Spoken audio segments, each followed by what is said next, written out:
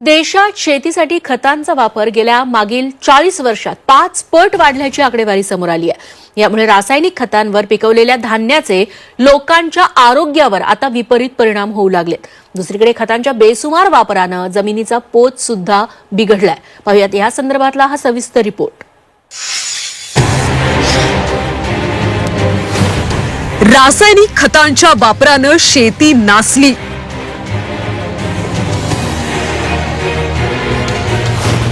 उत्पन्नाच्या हव्यासापोटी आरोग्याशी खेळ।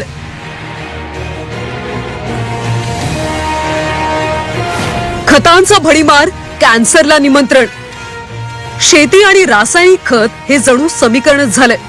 शेताचा नैसर्गिक पोत सुधारण्याऐवजी थेट रासायनिक खत मारून भरमसाठ पीक घेण्याची पद्धत रूढ झाली। पण हा शॉर्टकट आता लोकांच्याच मुळावर उठलाय।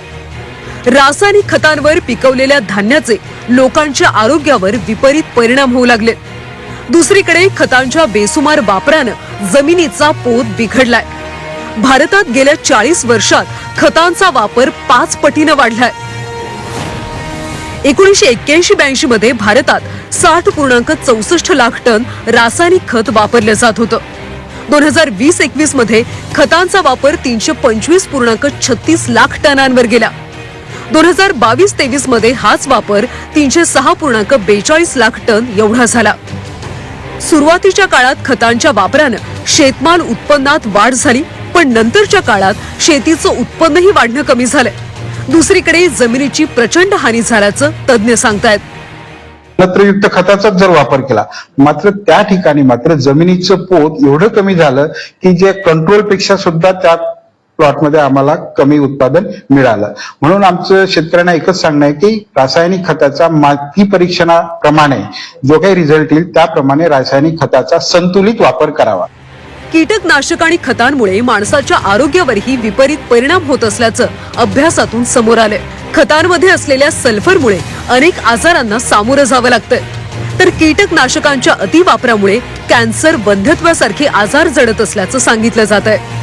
कीटकनाशकामध्ये बेन्झीन नावाचं जे एक केमिकल सूत्र आहे किंवा रासायनिक सूत्र आहे, त्याच्यामुळे कॅन्सर सारखे आजार बळावतात आणि त्याच्यामुळे अनेक प्रकारच्या कॅन्सरमध्ये होणारी वाढ हे त्याचं उदाहरण आहे। याच बरोबरीनं जे वंध्यत्व वाढलेलं आपल्याला दिसतं त्याचाही कुठेतरी परिणाम ह्या रासायनिक खतांमुळे आणि वाढत्या ह्या कीटकनाशकामुळे आपल्याला होताना दिसत आहे। सरकारी पातळीवर आता सेंद्रिय शेतीला प्रोत्साहन दिलं जाऊ लागलं। सेंद्रिय शेतीमुळे सुरुवातीला अपेक्षित उत्पादन मिळत नसलं तरी जे पिकतं ते विषमुक्त असतं। त्यामुळे रासायनिक खत मुक्त शेतीच्या मोहिमेला लोक चळवळीचं स्वरूप देण्याची मागणी होऊ लागली आहे। गजानन देशमुख, झी 24 तास, परभणी।